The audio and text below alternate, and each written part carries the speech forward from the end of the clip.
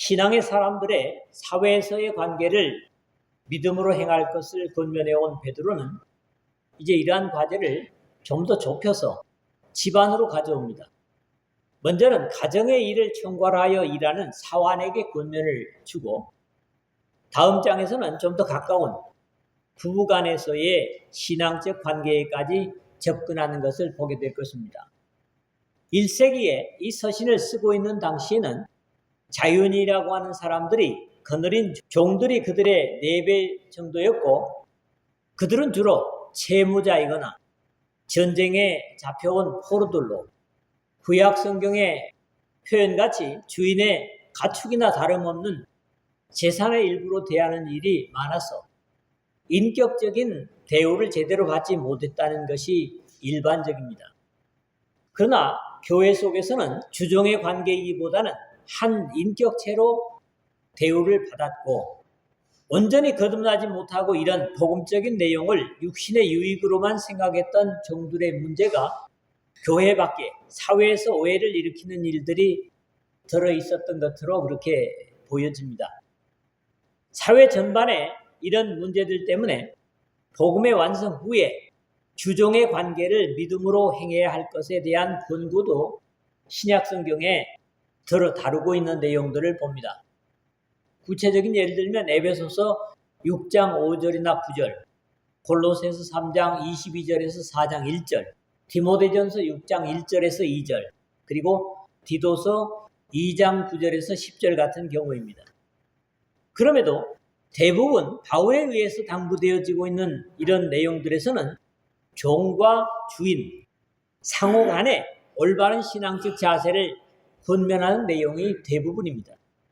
그럼에도 오늘 본문의 베드로는 주인에게 주는 권면은 없고, 다만 받들어 섬기는 사환에게 주는 당부로 기록되고 있는 것이 좀 다른 내용입니다. 주로 종들에 의해서 나타나는 문제는 바울의 가르침대로 주님 안에는 종이나 주인이 구별이 없다는 것만 강조해서 함께 신앙하는 주인에게 불순종하는 종들이 있었던 것 같고, 이런 자세가 위계 질서를 중요시하는 당시 로마 사회에 문제를 일으킨 것으로 보입니다.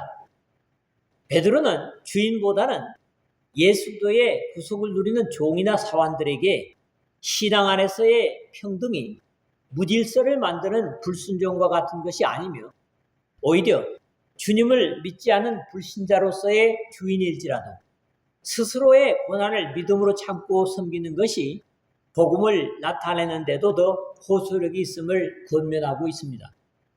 이 부분은 과거에 제가 직장 생활할 때도 읽으면서 대단히 위로가 되고 또 정직할 수 있었던 말씀이었습니다.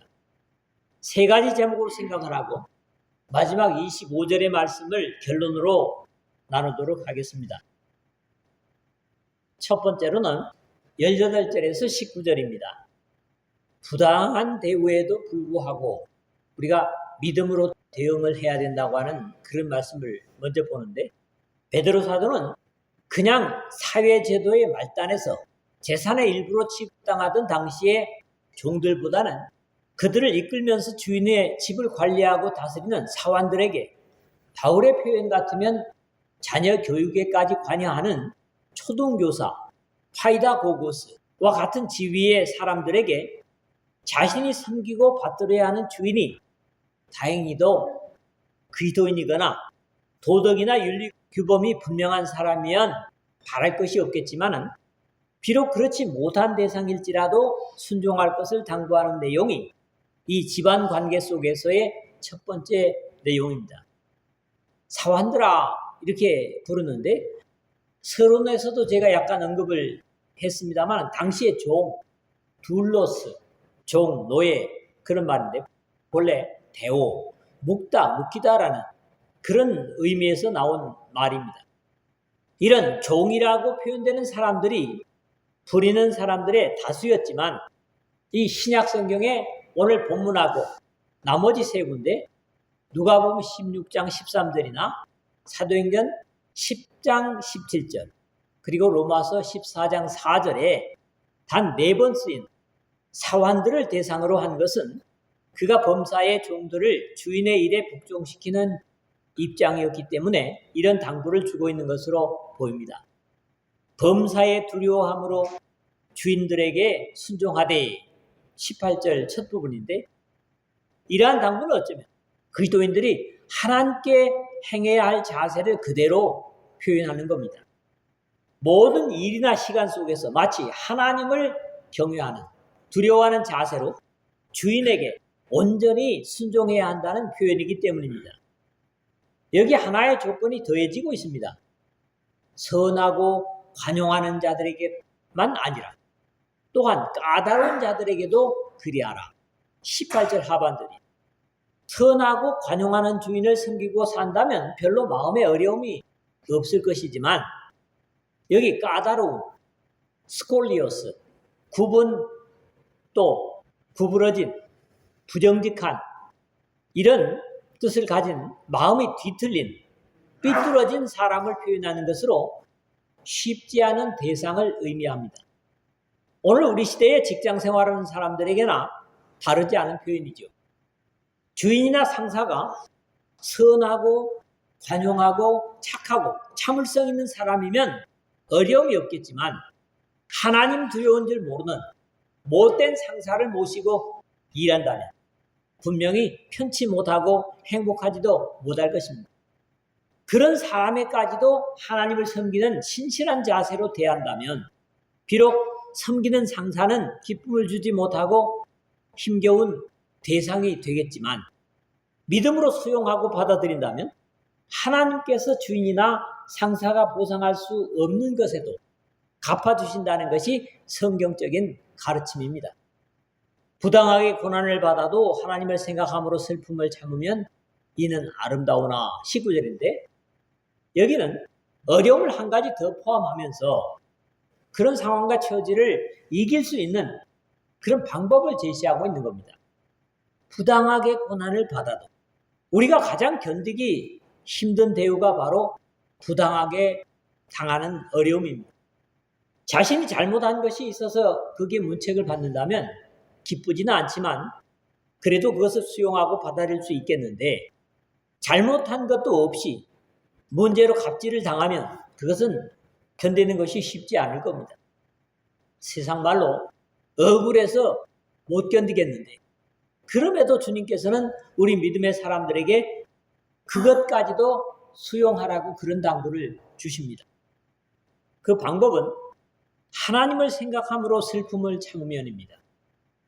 사회체제에서 부하이고 일하는 사람으로서 어쩔 수 없는 복종이 아니라 무한한 사랑을 베푸시는 하나님을 생각함으로 그러한 일을 견디는 것으로, 이것은 세상 사람들이 가질 수 있는 자세가 아니죠.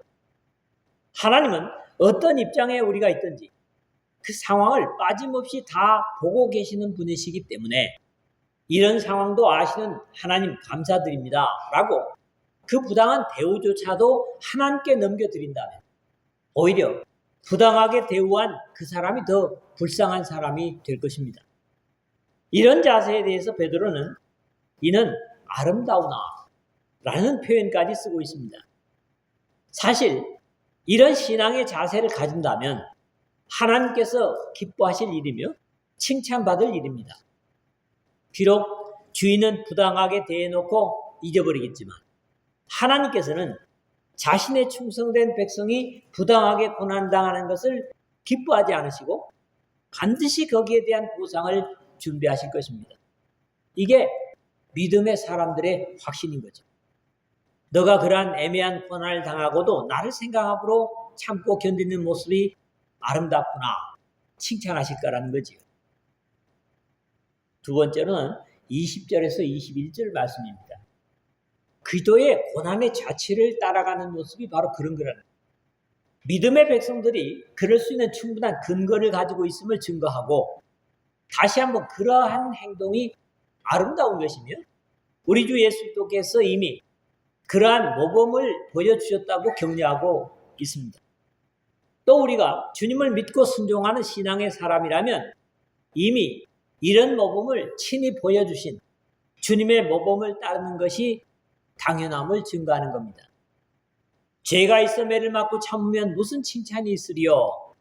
20절 상반절인데 앞절에 부당하게 고난을 받아도 하나님을 생각함으로 슬픔을 참으면 이는 아름다우나 라는 반대의 입장을 지적하는 것으로 스스로의 잘못이나 부족함으로 문책을 당한다면 그것은 부끄러운 것이고 칭찬이 아니라 잘못을 책망받는 것이기 때문에 다른 어떤 것도 기대할 수 없다는 의미입니다.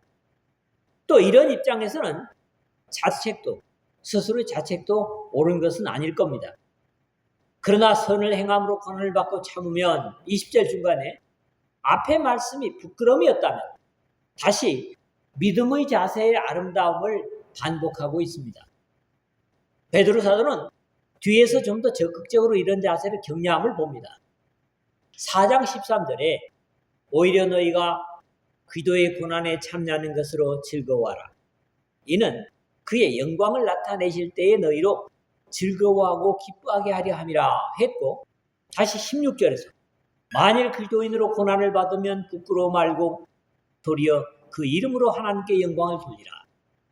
여기 두 구절 속에서도 고난에 참여하는 것으로 즐거워하라 했다면 거기서 끝나지 않고 그 이름으로 하나님께 영광을 돌리게 됨을 증거하면서 땅에서의 기쁨과 하나님께 영광됨을 동시적으로 증거합니다. 이는 하나님 앞에 아름다우니라. 이제 20절 하반절인데 부당하게 고난을 받고 선을 행함으로 고난을 받는 삶이 된다면 하나님께서도 바람직하고 복음 전파에도 기여가 될 겁니다. 사람 앞에서보다도 하나님 앞에 아름다울 것이라는 확신을 증거합니다. 그럼에도 오늘 우리 현실에서 믿음의 사람들이 그렇지 못해서 세상에서조차 안타까움이 되는 일들을 봅니다. 사실 이런 삶이 되기 위해서는 이를 위하여 너희가 부르심을 받았으니 21절 상반절에 확인을 합니다. 좀 더 적극적인 권면이죠. 이렇게 살 때는 때로 오해를 받기도 하겠지만 하나님께서는 이런 믿음으로 행한다면 결국에 가서는 이런 오해조차도 밝히시는 그런 경험을 제 자신도 한 경우가 있었습니다.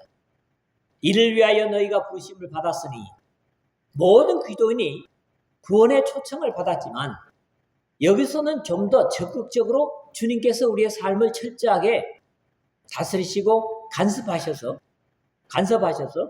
세상에서 부당한 대우를 받는 것조차 기쁘게 감당하게 하시려고 우리를 부르셨다는 확신을 주고 있는 겁니다.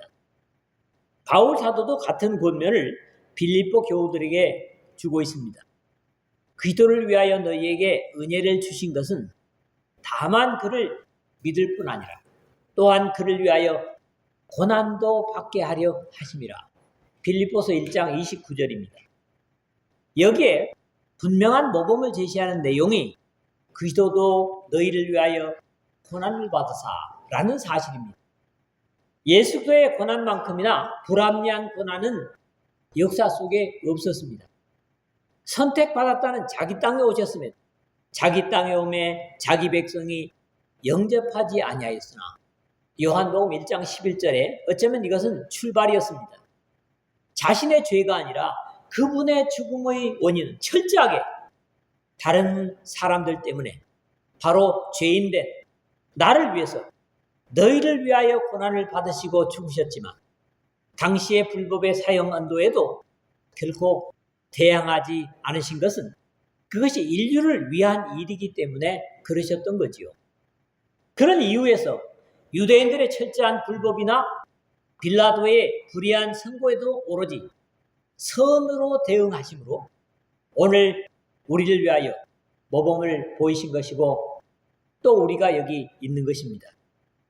그런 이유에서 결과는 영광이었으니 오늘 우리에게도 본이 되신 것입니다. 빌립보서 2장 5절에서 8절이 불의 앞에 순종하시는 주님의 모습이라면 그 뒤에 연결되는 9절에서 11절로 만고에 오고 오는 역사의 모범이 되십니다.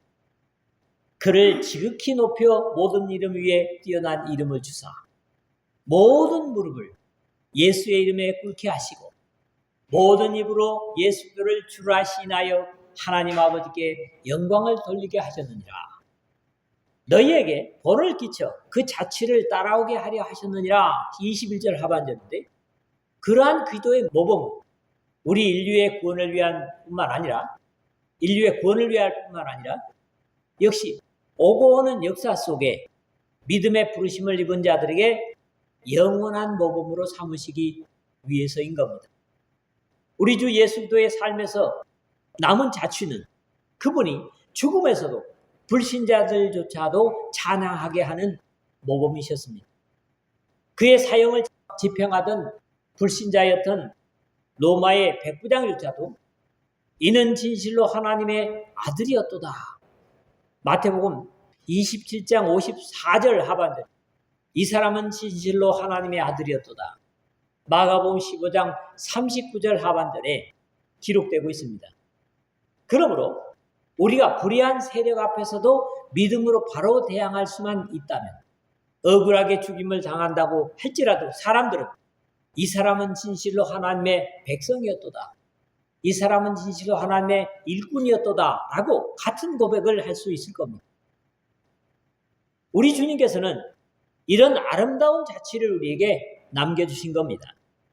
그러나 너희에게 본을 끼쳐 그 자취를 따라오게 하려 하셨느니라 하는 모범은 우리 자신에게서 끝나지 않을 것입니다. 우리가 그 기도의 모범을 따른다면 말이죠. 우리를 통해 믿음을 가지게 된 우리 이후의 그리스도인들, 그것이 우리 자녀들일지라도 말이 아니라 우리의 삶으로 남긴 자취가 기도의 보다 선명한 교훈으로 후대에게 남게 될 것입니다. 이를 위해서라도 부당한 고난 앞에서도 하나님을 생각함으로 선을 행하여 나는 이제 너희를 위하여 받는 괴로움을 기뻐하고 기도에 남은 고난을 그의 몸된 교회를 위하여 내 육체에 채우노라는 골로새서 1장 24절에 바울 사도의 고백과 같은 믿음으로 신앙하는 여러분 모두 되시기를 주님의 이름으로 부탁을 드립니다. 세 번째로는 22절에서 24절입니다. 구체적으로 예수님이 우리에게 끼친 모범을 제시하고 있습니다. 여기에서는 우리가 본받아야 할 예수의 모범을 좀 더 구체적으로 제시해주고 있는 거죠. 이 세상의 원리로 이해한다면 어쩌면 이것은 바보스러운 모습이지만 세상과는 어울리지 않는 하늘의 가치와 소망을 가지고 그것을 사모하며 사는 사람들의 모습입니다. 죄로 만신창이가 된 세상에서 이런 삶의 논리는 절대로 바른 평가를 받지 못할 것이지만 하나님께서 가장 기뻐하시고 영광을 받으실 이치를 주님께서 이 땅에 오셔서 몸소 실천하신 아름다운 모범이셨고, 또 우리가 하나님 나라의 백성이라면 이러한 자세가 결코 낯설어서는 안 될 것입니다.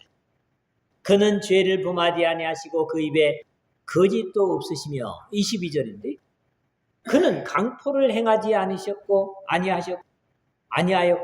그의 입에 거짓이 없었으나 하는 이사야서 53장 9절 상반절의 말씀의 인용입니다. 예수도의 죄가 없으심을 밝힘으로써 그분이야말로 애매히 고난당하신 자의 본이 되심을 증거합니다. 그는 죄를 범하지 아니하시고, 우리 주님의 무죄는 당시 로마 총독 빌라도에 의해서 입증되었습니다. 당시 빌라도는 어떤 명목이든지 유대인들의 환심을 사기 위해서 덮어 씌울 죄목을 찾으려 했지만 요한복음에서 보는 것만으로도 나는 그에게서 아무 죄도 찾지 못하였노라. 요한복음 18장 38절이고요. 내가 그에게서 아무 죄도 찾지 못한 것을 너희로 알게 하려 함이로라. 19장 4절. 나는 그에게서 죄를 찾지 못하였노라. 19장 6절에 3번씩이나 선포합니다. 심지어 자신의 선포가 진실됨을 보이기 위해서 빌라도가 아무 성과도 없이 도리어 밀란이 나려는 것을 보고 물을 가져다가 무리 앞에서 손을 씻으며 이르되 이 사람의 피에 대하여 나는 무죄하니 너희가 당하라. 마태복음 27장 24절에 주님의 무죄를 증명했습니다. 우리는 허물투성이지만 우리 주님은 이런 순결에도 불구하고 죽임을 당하셨습니다. 바로 허물투성이인 우리를 위해서입니다. 그 주님의 사죄를 입은 우리도 죄를 남겨서는 안 될 것입니다. 그 입에 거짓도 없으시며 22절 하반절인데 로마 시대의 노예들이 가장 쉽게 범하는 죄가 바로 거짓이고 불평이었다고 합니다. 왜? 다른 것은 할 수 없으니까. 요즘 사람들의 입에는 거짓과 욕이 일상이 되어 있습니다. 하나님을 모르는 사람들 얘기예요. 여러분들이 그렇다는 건 아닙니다. 또 사람이 가장 쉽게 범하는 죄도 입술로 범할 수 있는 죄입니다. 이런 이유에서 야고보는 한 입으로 찬송과 저주가 나는도다. 내 형제들아 이것이 마땅치 아니하니라. 야고보서 3장 10절에 저주나 거짓이 찬송하는 사람에게 합당치 않음을 당부합니다. 욕을 당하시되 맞대에 욕하지 아니하시고 23절 상반절에서 그랬는데 앞에서 그 입에 거짓도 없으실 뿐만 아니라 애매히 십자가에 달려 계실 때도 옆의 강도를 비롯해서 수많은 사람들의 조롱과 비웃음에도 오직 하신 말씀은 이에 예수께서 이르시되 아버지여 저들을 사하여 주옵소서. 자기들이 하는 것을 알지 못함이니이다. 누가복음 23장 34절 상반절에 안타까워하심을 봅니다. 고난을 받으시되 위협하지 아니하시고 우리는 작은 권력의 사람과 알고 지낸다는 것만으로도 큰 소리치는 사람들이 있음을 봅니다. 그럼에도 우리 주님은 자신을 욕하고 조롱하는 하찮은 사람들의 저주하는 것을 들으시면서도 그가 곤욕을 당하여 괴로울 때도 그 입을 열지 아니하였으며 마치 도수장으로 끌려가는 어린 양과 틀 깎는 자 앞에 잠잠한 양같이 그의 입을 열지 아니하였도다. 이사야서 53장 7절에 예언된 대로 죽음 앞에서도 잠잠히 자신에게 주어진 십자가를 감당하시는 모습을 볼 수 있습니다. 오직 공의로 심판하시는 이에게 부탁하시며 23절 하반절인데 죄 없이 가장 극형을 받으시면서도 자신의 운명을 오로지 전능하신 하나님 아버지께 철저히 의탁하심을 보이셨습니다. 겟세마네 동산에서 기도처럼 내 아버지여 만일 내가 마시지 않고는 이 잔이 내게서 지나갈 수 없거든 아버지의 원대로 되기를 원하나이다. 마태복음 26장 42절에 오늘 우리가 그분을 따르는 백성이라면 역시 그래야만 할 것입니다. 가장 사실을 깊이 아시고 공의로우신 하나님께 믿음으로 맡기고 처분대로 결과를 기다릴 수 있을 때 우리는 주님처럼 죽음 앞에서도 좀 더 여유를 가질 수 있을 것입니다. 친히 나무에 달려 그 몸으로 우리 죄를 담당하셨으니 24절 상반절인데 여기는 제물을 바치는 제사장으로서 마치 휴리소와 같습니다. 그리고 그 제물 대심에 이중적인 의미를 봅니다. 그리스도께서 우리를 위하여 저주를 받은 바 되사 율법의 저주에서 우리를 속량하셨으니 기록된 바 나무에 달린 자마다 저주 아래 있는 자라 하였습니다. 갈라디아서 3장 13절이죠. 저주받아 마땅한 우리를 위해 친히 저주를 받으신 주님은 자신의 죄가 아니라 우리의 저주를 대신 지신 것으로 이러한 사랑의 역사는 역시 메시아 예언구인 이사야서 53장 12절의 말씀에서 봅니다. 이는 우리로 죄에 대하여 죽고 의에 대하여 살게 하려 하심이라. 24절 중간에 그랬는데 그 십자가의 희생의 효력을 증거하는 겁니다. 죄의 싹은 사망이고 사망의 죄값은 반드시 치러져야 살고 의롭다 하는 선언을 받을 수 있습니다. 그러므로 우리가 참으로 거듭난 자라면 이와 같이 너희도 너희 자신을 죄에 대하여는 죽은 자요 그리스도 예수 안에서 하나님께 대하여는 살아있는 자로 여길지어다.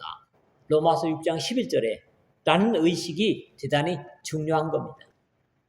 이러한 의식에 의해서 우리의 새로운 삶을 각성하게 되는 것이죠. 그가 채찍에 맞음으로 너희는 나음을 얻었나니.